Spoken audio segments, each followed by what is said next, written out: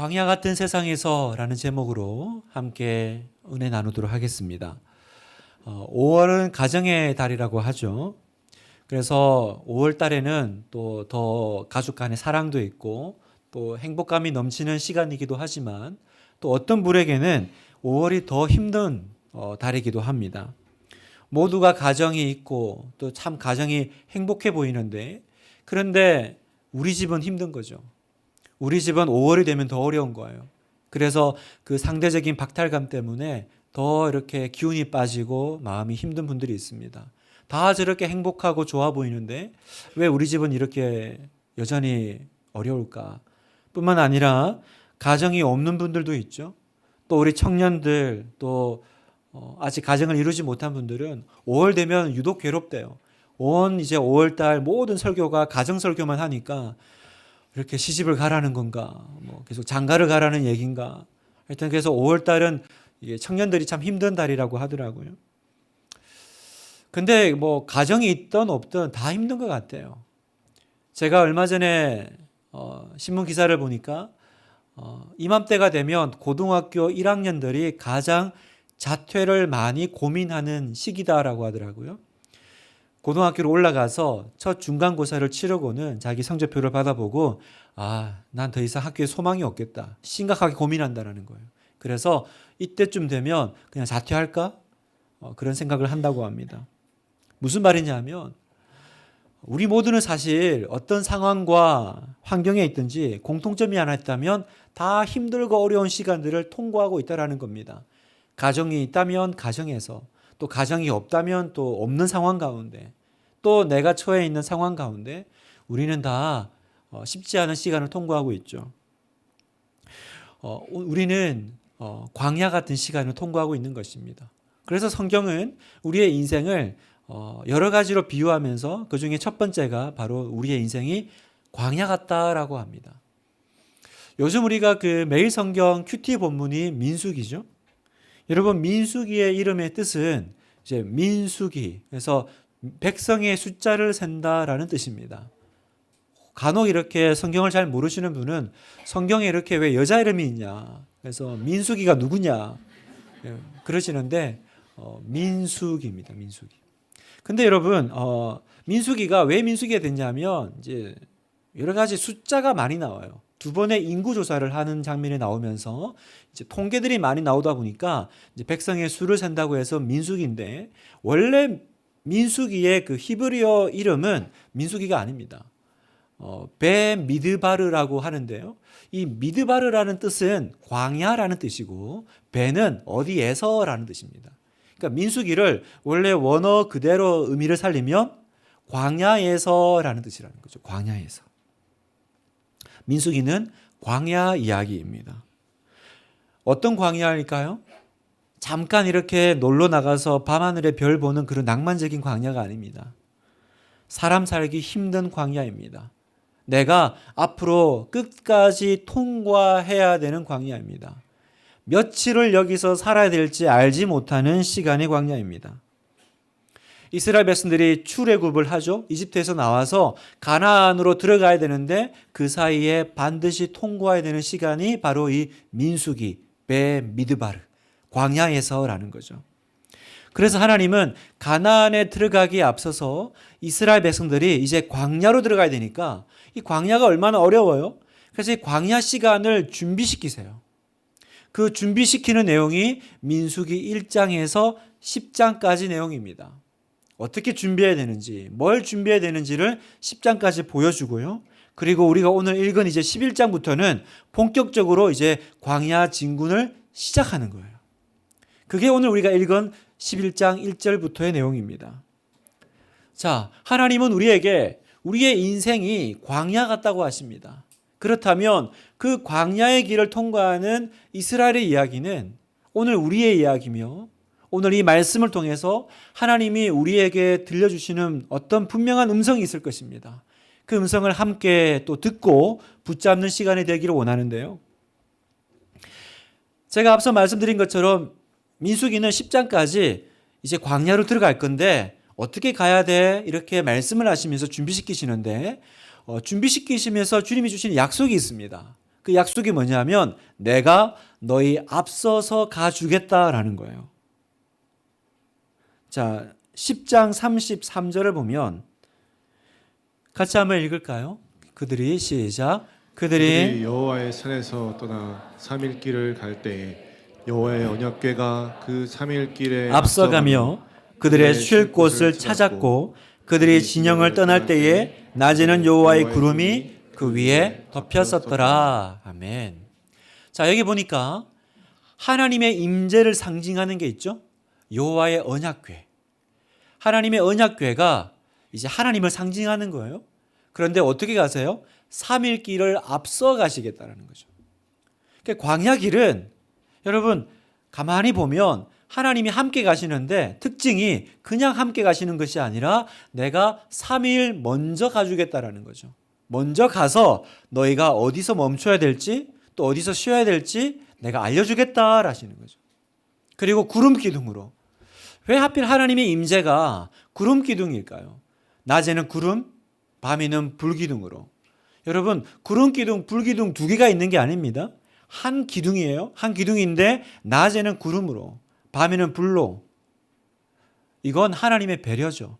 그 광야의 뙤약볕 가운데 통과해야 될 이스라엘 사람들을 위해서 구름은 그 태양을 막아줬을 거고요.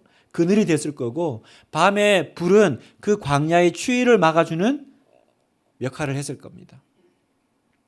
그러니까 광야지만 어떤 약속이요? 내가 너희와 함께 있고 내가 너희와 함께 있는 걸 너희는 구름 기둥과 불 기둥을 통해서 알게 될 거고 무엇보다 내가 앞서가 줄게. 앞서가 줄게.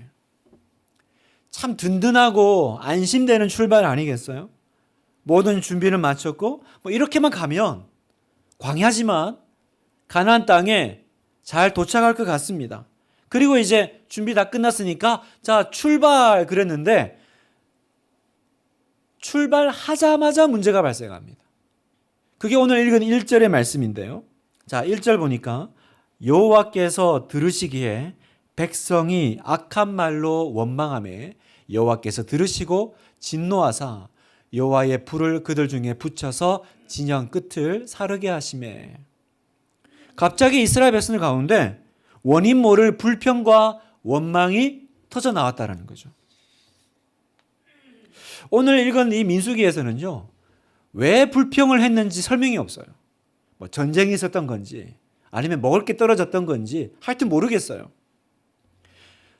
오늘 성경은 어떤 상황 때문에 불평했다가 아니라 불평 그 자체를 지금 주목하고 있습니다.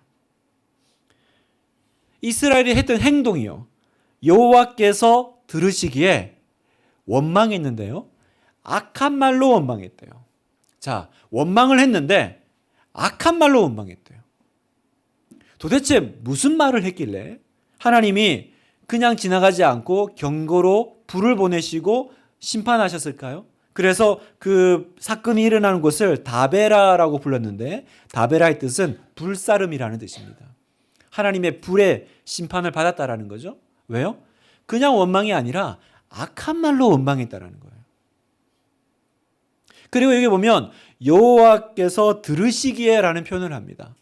여호와께서 들으시기에라는 말은 뭐냐면 하나님 귀에 들리도록 원망했다라는 거예요. 다시 말하면 하나님 들으라고 원망한 거예요.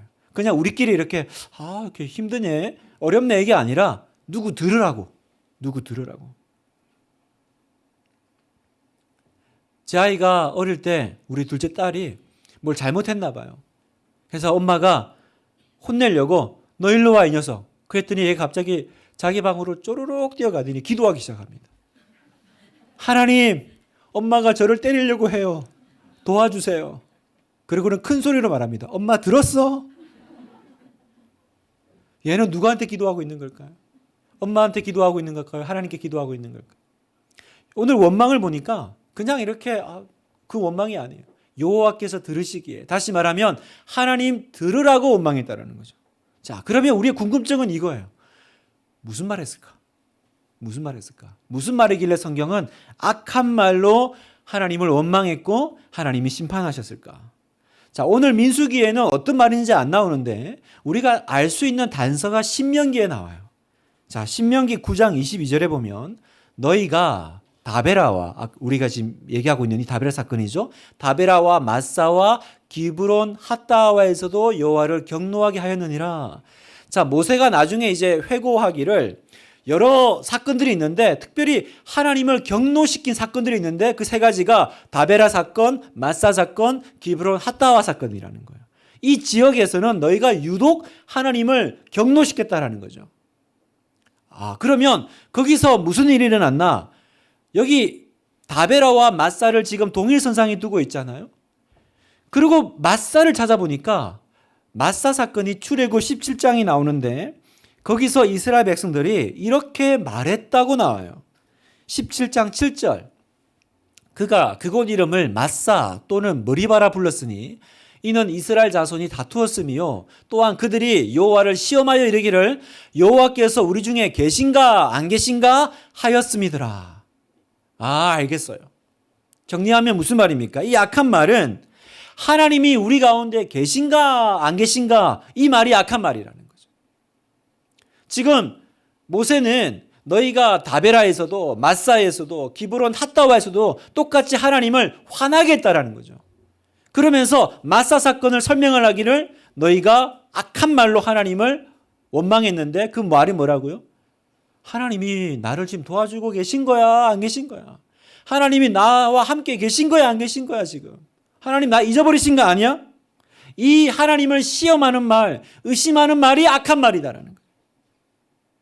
여러분 따지고 보면 이런 말 못하겠어요? 어디 뭐 도시에 살고 있습니까? 하루도 살기 힘들고 어려운 광야에 있어요.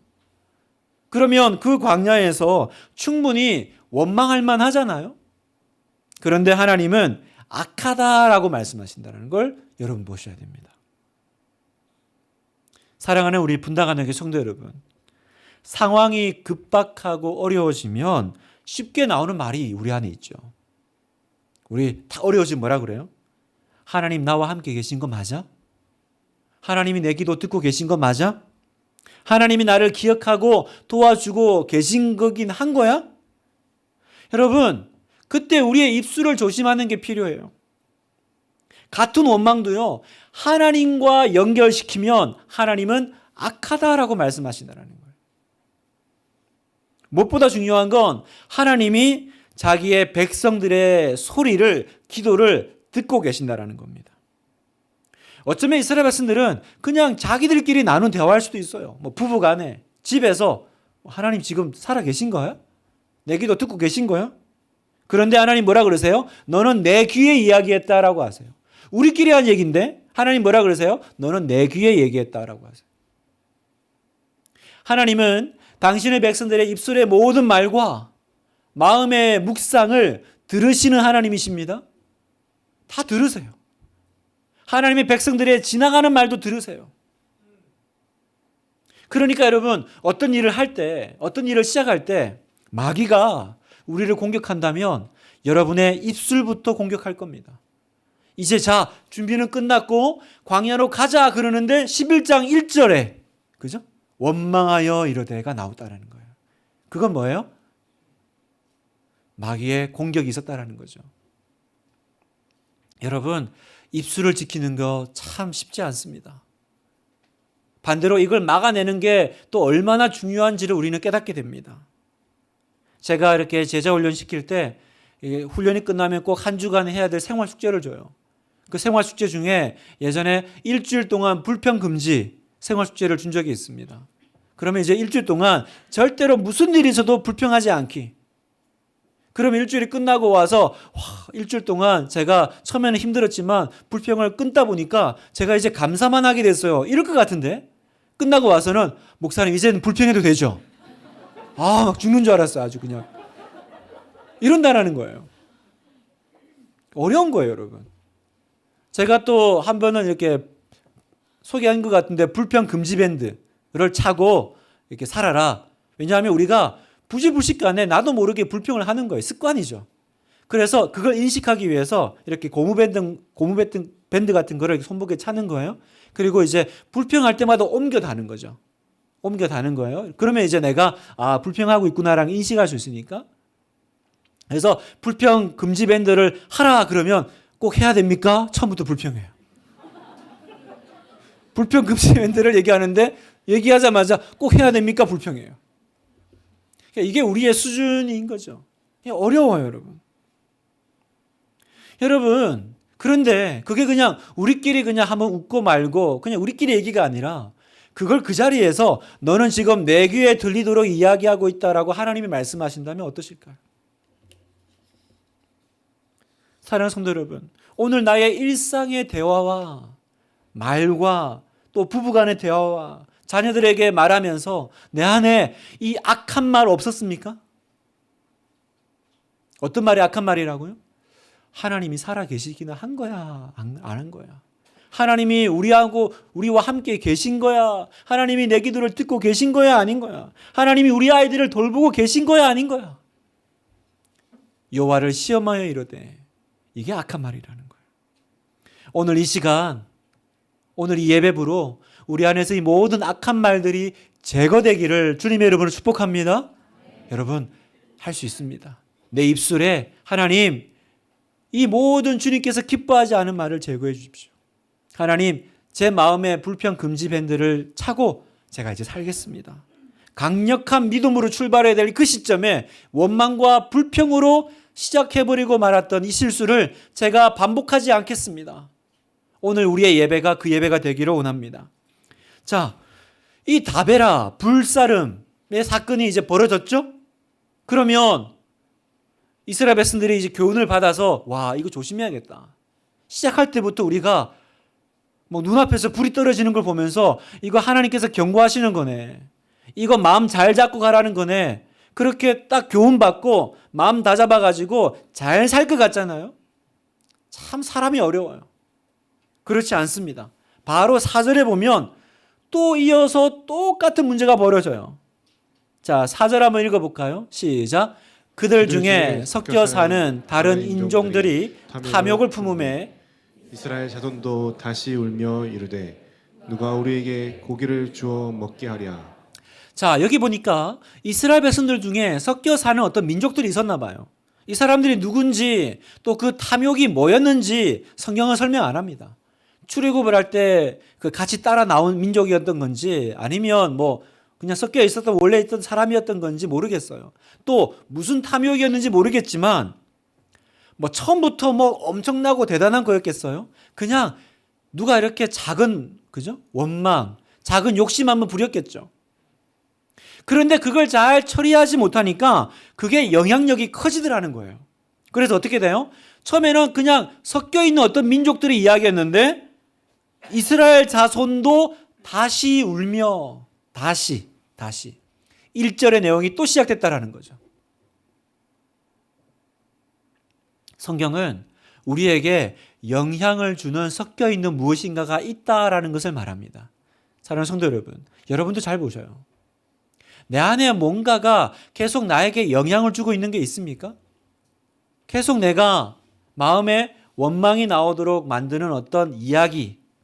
여러분은 요즘 누구 얘기 많이 듣고 있습니까? 여러분은 어떤 매스미디어 보고 계십니까? 여러분은 어떤 책을 읽고 있습니까? 누구를 만나고 있습니까? 그 섞여 있는 무엇인가가 여러분에게 어떤 영향력을 끼치고 있는지를 점검하셔야 돼요.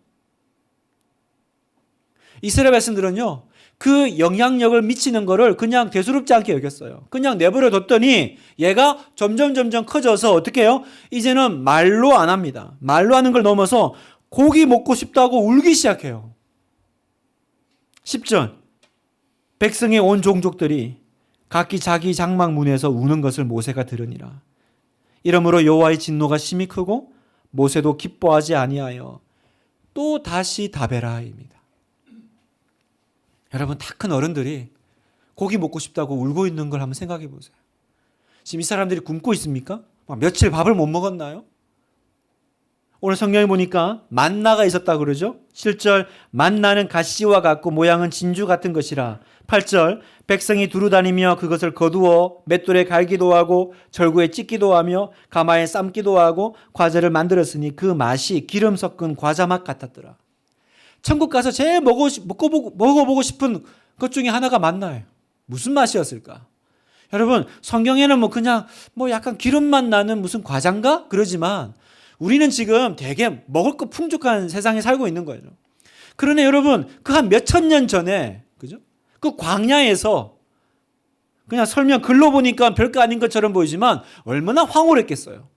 하늘에서 먹을 것이 떨어지는데 기름 섞은, 그래서 뭐 구워도 먹고 삶아도 먹고 그렇게 할 수 있는, 뭔지 모르지만 하나님께서 매일매일 먹을 걸 주셨다라고 성경은 이야기합니다. 그런데 이스라엘 백성들이 뭐 하고 있어요? 고기가 없잖아. 고기가 없다라는 거예요. 어느 남미에 가면요, 실제로 그런지 모르겠지만 예전에 그런 얘기가 있더라고요. 남미에 가면 이렇게 이렇게 천에 온천과 냉탕이 같이 흐르는, 그래서 거기 사는 사람들은 항상 빨래를요 온천에 담궈 가지고 삶고 바로 옆에 끄집어내 가지고 찬물에 씻는다는 거죠. 세탁기도 없던 시절부터 얼마나 수월하고 좋았겠어요. 그래서 관광객이 그 가이드 보고, 와, 여기 있는 사람들은 진짜 행복해 하겠습니다. 날마다 감사가 넘치겠습니다. 그랬더니 아니라는 거예요. 엄청 불평한다는 거예요. 아니, 이렇게 좋은 곳에 살면서 왜요? 그랬더니 세탁 비누가 안 나온다고 불평한다는 거예요. 만나를 먹고 있습니다. 그러나 고기가 없잖아. 고기가. 탄수화물만 먹고 어떻게 살아? 단백질을 좀 먹어야지. 여러분, 이해되죠? 맨날 밥만 먹다가 고기 타령할 수 있죠. 또 뭐 이 사람들이 뭐 고기 안 먹어본 사람도 아니고 예전에 다 먹어본 사람이니까 아마 생각났을 겁니다. 그런데 문제는 뭐냐? 그걸 어떻게 표현하고 있느냐라는 거예요. 어떻게? 자, 5절을 보세요. 우리가 애굽에 있을 때에는 값없이 생선과 오이와 참외와 부추와 파와 마늘들을 먹은 것이 생각나거늘. 어떻게 먹었다고 해요? 값없이 먹었대요. 언제요? 애굽에 있을 때. 여러분, 이거 사실입니까? 이거 팩트입니까, 여러분? 애굽에 있을 때 이 사람들의 신분이 뭐였어요? 노예였죠. 그러면 설령 값없이 먹어도 그건 값없이가 아니라 노예 생활의 대가로 먹은 거죠. 그런데 지금 표현하는 걸 보세요. 마치 부잣집 도련님이 저녁에 상추 위에다가 마늘 올리고 삼겹살 올리고 이렇게 먹었던 것처럼 그렇게 회상하고 있습니다. 아, 옛날에 고기도 먹고 좋았는데. 그런데 실상은 뭐예요? 사실은 노예였죠. 그 노예 생활하면서 먹은 게 그렇게 좋았습니까? 나도 노예, 내 아이도 노예, 내 자손도 노예. 그런 운명 가운데 살면서 뭐 한번 먹었을 수도 있죠. 그런데 표현을 그렇게 해요. 옛날에 값없이 그걸 먹었는데 그때가 좋았다. 그때가 좋았다. 여러분, 이스라엘 백성들이 이집트에서 어떻게 있었냐? 출애굽기 2장 23절, 여러 해 후에 애굽 왕은 죽었고 이스라엘 자손은 고된 노동으로 말미암아 탄식하며 부르짖으니, 그 고된 노동으로 말미암아 부르짖는 소리가 하나님께 상달된지라. 이스라엘이 이집트의 생활을 뭐라고 표현해요? 고된 노동으로 말미암아 부르짖음의 시간. 두 번이나 얘기하죠. 그 소리를 하나님 앞에 기도하면서 살려달라고 하니까 하나님께서 자유를 주신 거 아니에요? 구원해 주신 거 아니에요? 그래서 끄집어냈더니 이 사람들이 광야에 나요 산소리가 뭐예요? 아, 그때 고기 먹었는데, 그때가 좋았는데, 이렇게 악한 말로 하나님을 원망하고 있는 겁니다. 성도 여러분, 왜 이스라엘 사람들이요? 갑자기 만나가 지겨워지고 고기가 마음에 들어왔을까요? 가치를 다른 것에 두며 살기 시작했기 때문입니다. 여러분, 성도가 영적인 것에 가치를 두지 않고 계속 살아가면 결국 우리는 세상을 기웃거리는 사람이 됩니다. 가장 중요한 것이 무엇인지 정의 내리지 않으면요, 계속 세상과의 상대적인 행복감에 비참해지게 됩니다. 그래서 계속 세상을 바라보면서 자기를 이렇게 한탄하게 돼요. 왜요? 내가 뭐가 중요한지, 어디에 가치를 두고 살아야 되는지를 헷갈려하면 그렇게 되더라고요. 제가 예전에 사채업자한테 돈을 빌렸다가 잘못돼가지고 아들과 함께 새우잡이 배에 팔려간 꿈을 꾼 적이 있습니다.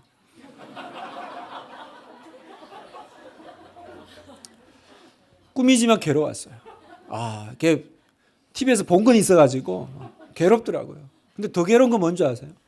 내가 고생하는 것도 힘든데 옆에 아들이 이제 잡혀왔잖아요. 아, 이걸 못 보겠어요. 내가 하는 건 참겠는데 얘가 같이 막 옆에서 그러고 있는데 못 보겠는 거예요.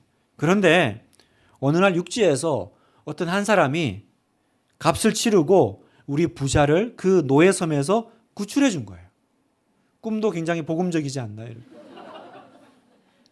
그리고 꿈에 깼어요. 이제 구출 받으면서 내가 왜 사채업자한테 잡혀가는 꿈을 꿨지? 막 그러면서 이제 막 보니까 온몸에 식은 땀에 그렇게 깨서는요 제가 막 애들 막 찾았어요. 있나 없나. 아들 얼굴을 한참 봤습니다. 살뜰리는 꿈이었어요. 근데 한번 생각해 보세요. 그렇게 빠져나왔는데 이 사람이 막 나와가지고 육지에 살면서 그때 먹은 새우가 생각난다. 그때 새우는 맛있었는데 그때가 그립지 않니? 아들하고 이러고 있다고 생각해 보세요. 얼마나 말도 안 되는 웃기는 얘기입니까 여러분? 얼마나 말도 안 되는 웃기는 얘기예요? 그때 새우는 참 맛있었는데 새우는 참 원 없이 값 없이 먹었는데 지금 이스라엘 백성들이 고기 먹고 싶다고 한 얘기가 꼭 이런 거라는 거예요. 아니 지금 전혀 상황 파악 안 되는 거죠? 그때가 좋았다니. 그때가 좋았다니요. 이거 진짜 하나님 속 뒤집는 얘기예요.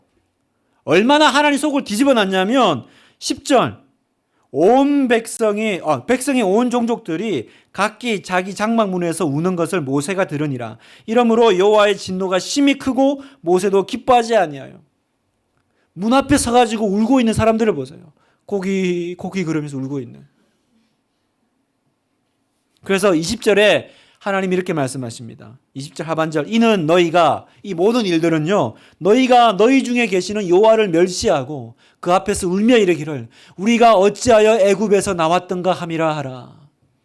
이건 하나님을 멸시하는 행동이라는 거예요. 이건 다른 말로 하면 하나님이 상처받으셨다라는 거죠. 여러분 하나님도 상처받으십니다. 하나님도 상처 받으실까요? 네, 받으십니다. 언제요? 우리가 말로 하나님을 원망할 때 하나님 상처 받으십니다. 구원받은 백성이 하나님 없이 사는 사람들의 고기를 부러워할 때 하나님 상처 받으세요. 오늘 내 삶에 대한 불평과 원망을 쏟아놓을 때 그건 하나님을 멸시하는 행위다라고 성경은 이야기하세요. 성도 여러분, 우리가 이럴 수 있어요. 우리가 이럴 수 있습니다.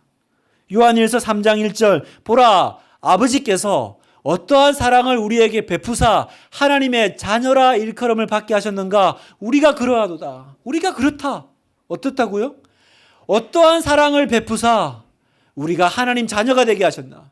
그 아들을 보내서 그 아들의 피값으로 나를 구원하시고 하나님 자녀 삼으시고 지옥 갈 수밖에 없는 나를 구원하셨는데 그러면요 그 다음에 내 인생은 다 덤이고 은혜죠. 그 노예섬에서 난 아무것도 한 게 없는데 어느 복지가가 자기 재산 다 정리해가지고 나를 그 섬에서 구원했다면 나는 그 이후에 건빵만 먹고 살아도 행복한 거죠. 그런데 앉아가지고 새우 먹고 싶다. 이러고 있으면 그 속 뒤집는 얘기 아니에요, 여러분? 하나님 마음 상하게 하는 얘기 아니에요? 여러분, 울어야 됩니다. 우리도 울며 기도해야 됩니다. 그런데 우리가 고기 때문에 울지는 맙시다. 고기 때문에 울지 맙시다. 좀 울어도요, 하나님, 나의 이 욕심을 좀 용서해 주시옵소서. 하나님, 말씀의 은혜를 더 받아야 되는데 내가 그렇게 살지 못하고 있습니다. 좀 그렇게 문 앞에 서서 울었다면 하나님 마음이 얼마나 쏟아졌을까? 그죠? 우는데 가보니까 왜 우냐? 내가 하나님 말씀대로 못 살아서 그게 가슴 아파서 하나님 은혜에 더 보답하지 못해서 그게 가슴 아파서 문 앞에 서서 울고 있었다면 하나님 마음이 얼마나 쏟아졌을까? 그런데 자기가 세상 제일 불쌍한 사람처럼 울고 있으니까 여러분 그러면 십자가가 초라해집니다. 여러분 성동아요. 예수 믿는 사람이 이 땅에 살면서 구원받고 하나님이 자녀가 된 다음에 맨날 자기가 세상에서 제일 불쌍한 사람처럼 울고 있으면 하나님의 손이 부끄러워져요. 머쓱해지시는 거죠. 여러분, 우리가 울어도요, 하나님의 은혜 달라고 울기로 원해요. 성령 충만케 좀 해주세요라고 울기로 원해요. 혹시 내 안에 이 세상의 탐욕을 일으키는 어떤 것이 섞여 있습니까? 하나님 좀 끊어주세요. 왜 이건 이렇게 지독하게 안 끊어집니까? 하나님 마음을 이렇게 속상하게 만드는데 저는 왜 맨날 이것 가지고 울고 있나요? 하나님 좀 해결해 주세요. 그랬다면 하나님의 마음이 그 사람에게 얼마나 부어질까?